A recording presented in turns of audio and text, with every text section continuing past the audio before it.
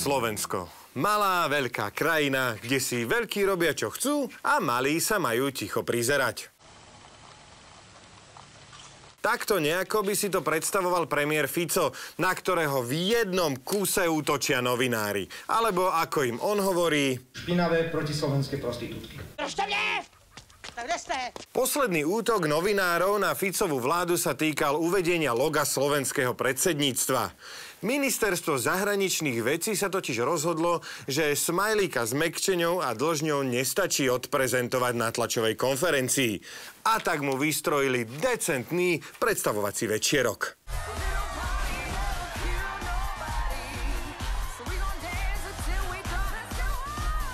Minister Lajčák rozhodol o tom, že fajnovú a prepotrebnú party usporiadajú Zuzka a Evka. Konkrétne Zuzka Ťapáková a agentúra Evka.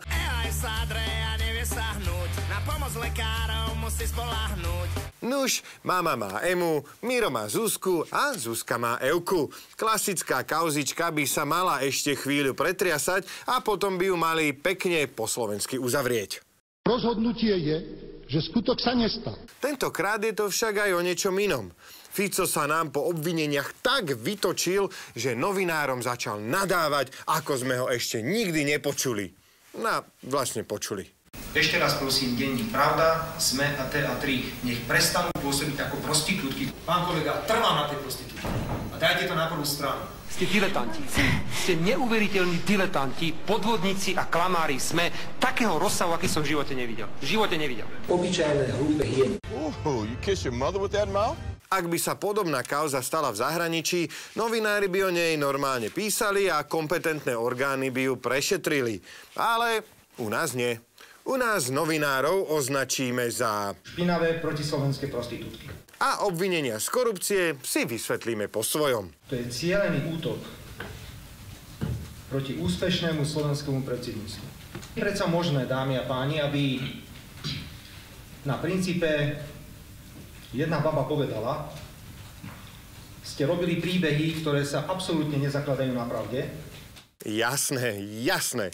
Nemôžeme predsa počúvať ľudí, ktorí si všimli, že na ministerstve sa niečo deje. Radšej budeme počúvať Mariana Kočnera a odvolávať sa na jeho obvinenia voči novinárom. Dúfam, že nechcete, aby som vám pripomínal na šnúrke, koho visíte. O Ficových vyjadreniach na adresu novinárov inak informovali už aj zahraničné médiá. Konkrétne protislovenský denník Guardian, protislovenská agentúra Reuters a mnoho ďalších špinavých prostitútov, ktorí sa snažia pokaziť dojem z Lajčákovej vydarenej party. To je cielený útok proti úspešnému slovenskému predsedníctvu. Robert skrátka trpí útkvelou predstavou, v ktorej médiá útočia na jeho osobu, na jeho stranu a celú jeho vládu. Vy už nie ste opoziční, ste absolútne protivládny denník. V jednom kúse sa podplavujete na Smere, na predsedovi vlády, na predsedovi strany Smer sociálna demokracia. Denník SME je posadnutý nenávisťou k vláde a jej predstaviteľom. Ale naozaj? Tak sa na to pozrime. Toto je podiel článkov, ktoré noviny venujú Ficovi a jeho Smeru. Ako premiér je naozaj najskloňovanejším menom v denníkoch. Podobne ako bola svojho času najviac skloňovaná Radičová. Ale hold, tak už to je, že tie médiá sledujú život tých, ktorí majú na náš život najväčší vplyv. Ale môže to byť samozrejme aj ten útok. Alebo paranoja.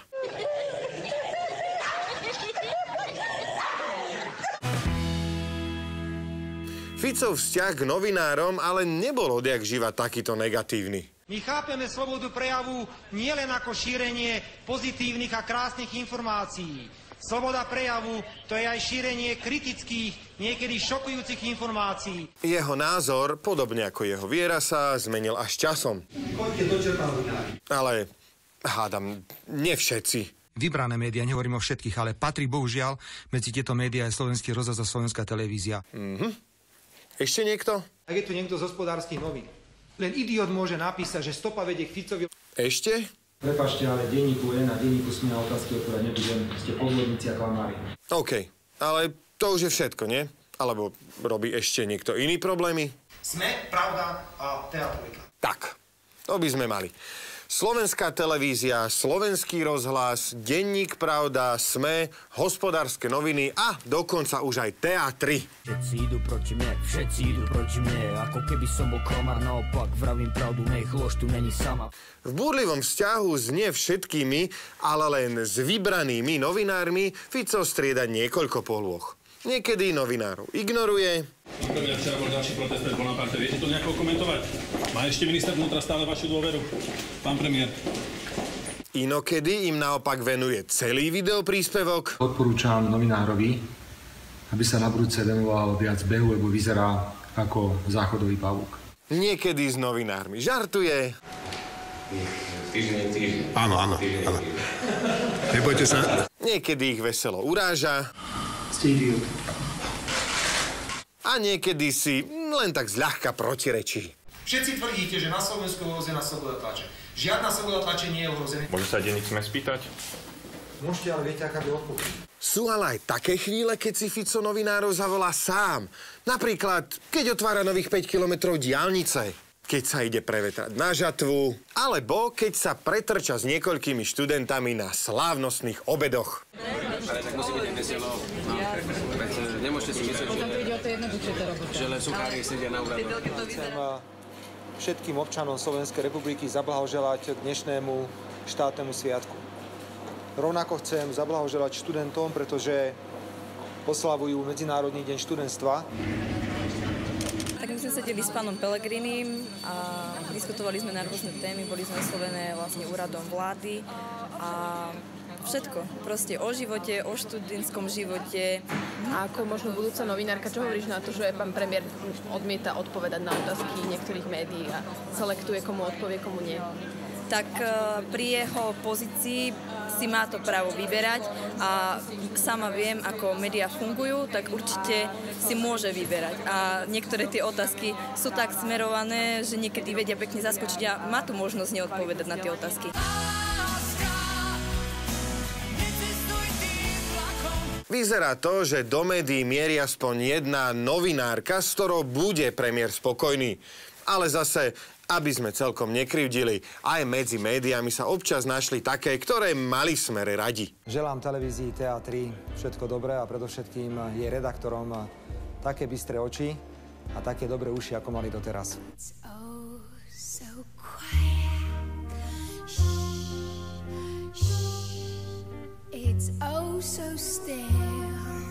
Medzi novinárov, ktorí majú bystré očká aj ušká, patril aj ďalší obľúbenec Smeru, Peťko Bielik, ktorý pravidelne disponoval zaujímavými informáciami a presne vedel, kedy a na koho ich má vyťahnuť.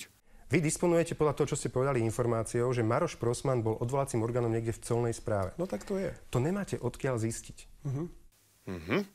Bude to skvělý otrok. Chybí mu jen mozek. Všetko je teda jasné. Novinár je dobrý sluha, ale zlý pán. Alebo pani. Podľa toho, kto sa opováži premiéra kritizovať. Pravdou je, že Fico sa dobrým spôsobom a slušnej komunikácii s novinármi nemal v minulosti od koho naučiť. A v podstate len kopíruje to, čo sme tu už v 90. rokoch mali. V konečnom dôsledku slovenská spoločnosť uvidí, že čo ste za špiny. Kto ako my sme špiny? Teraz myslíte novinárov? Alebo... Konkrétne vy ste špína. V sobotu sme si trošku špiny vypočuli aj my. Namiesto toho, aby sa z toho všetkého Fico vyspal a ospravedlnil sa za všetko, čo natáral, zašiel ešte ďalej. Konkrétne do Slovenského rozhlasu, kde nám všetkým veľmi jasne povedal, ako sa veci majú a kde je naše miesto. Prepáčte, vy ste redaktor Slovenského rozhlasu, ja som predseda vlády. My tu nie sme na rovnakej úrovni.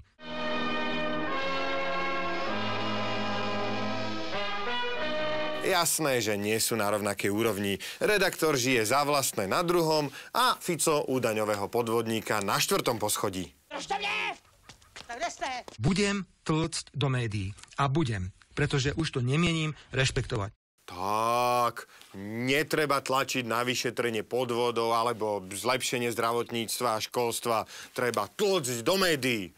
Ale takých tlkov sme tu už, tuším, tiež mali. Pán Mečiar, kde ste zobrali peniaze na elektru? Počúvaj, ešte raz sa to ubýva, tak ti jebne, že sa mi spadne taška. A všetci vieme, ako dopadli. Takže pokoj. Aj pán premiér jedného dňa pôjde s pánom Bohom od nás, niekde, kde mu budú ľudia roveň. V sérii protislovenských útokov by sme ale mali myslieť na dve veci. Na to, že na Slovensku sa stále nájde aj... A potom na to, aké to bude, keď sa k tomuto dievčaťu pridajú ďalšie dievčatá a chlapci a Ficovi bude odvšadiaľ znieť. Nie.